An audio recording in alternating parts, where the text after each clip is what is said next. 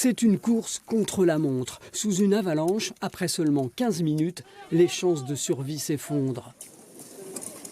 Pourtant, ce jour-là, le randonneur est resté enseveli pendant plus de 2 heures.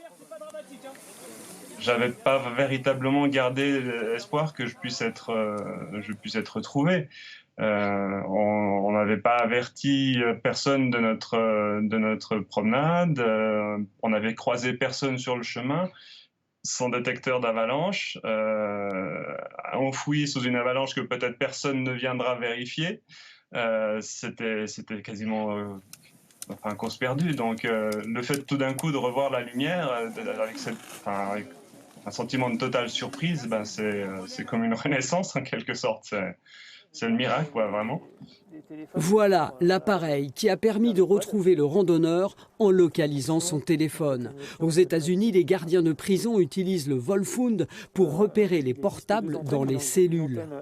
Là, le but, c'est de pouvoir solliciter le téléphone de la victime qui est enfoui sous la neige.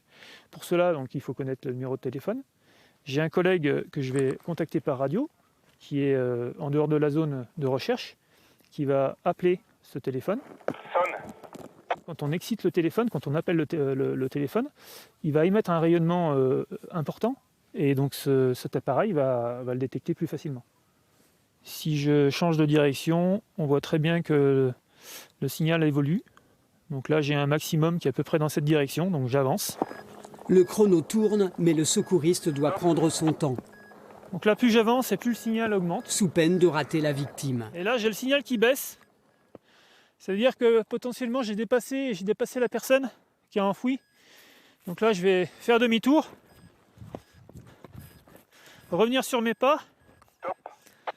Voilà, j'ai un signal qui est très très fort. Ce nouvel appareil permet de localiser le téléphone d'une victime qui ne peut pas répondre aux appels. C'est dans la cellule R&D du PGHM de l'Isère que le Volfund a été adapté au secours en montagne. L'appareil a ses limites, il ratisse large, il peut être parasité par tous les portables présents dans la zone de recherche. C'est un outil qui nous permet de faire un certain pas en avant. Ça ne nous empêche pas de travailler à des solutions pour le futur, en particulier des solutions discriminantes qui nous permettront de cibler le téléphone qu'on recherche, la victime qu'on recherche, pour être particulièrement efficace. Le Volfund n'est pas la solution miracle.